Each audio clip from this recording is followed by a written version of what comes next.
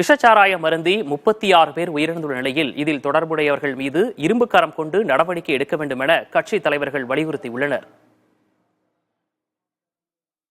சாராயம் மற்ற இதர போதைப் பொருட்கள் இதையெல்லாம் தடுத்து நிறுத்துவதற்கு தமிழ்நாடு காவல்துறை தயாராக இல்லை.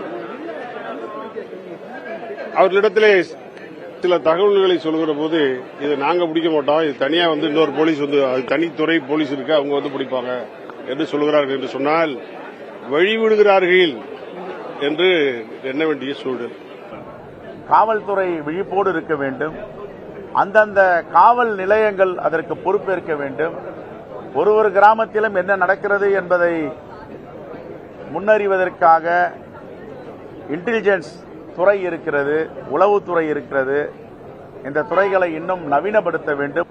ஒரு ஆளுகின்ற அரசாங்கம் தங்கள் கண் முன்பாக இத்தனை நபர்களை கிட்டத்தட்ட அரசாங்கம் கொலை செய்வதற்கு ஒப்பாக இருக்கக்கூடியது இந்த சம்பவம். அரசாங்கத்தினுடைய இந்த இயலாமை, அலட்சியம் இவற்றையெல்லாம் நிச்சயமாக மக்களிடம் கொண்டு சென்று சேர்ப்போம். போலீஸ் உயரதிகாரியும் கலெக்டரையும் அங்கிருந்து மாற்றப்பட்டிருப்பதற்கு கண்டிப்பாக நான் முதலமைச்சருக்கு பாராட்டுகின்றேன்.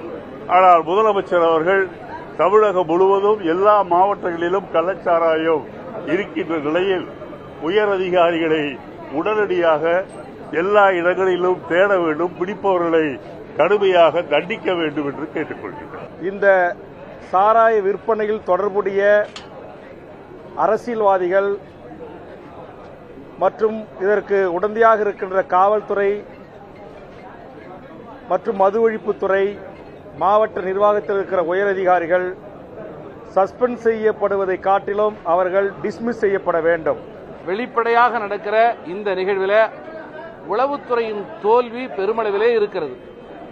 ஆகவே இப்படிப்பட்ட நிகழ்விலே உளவுத்துறை காவல் அதிகாரிகள் மீது ஏன் நடவடிக்கை எடுக்கவில்லை என்கிற கேள்வியும் எழுகிறது.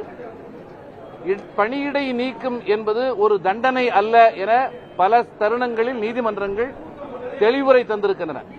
அது ஒரு விசாரணை நடைமுறை. ஆகவே இது தண்டனை அல்ல.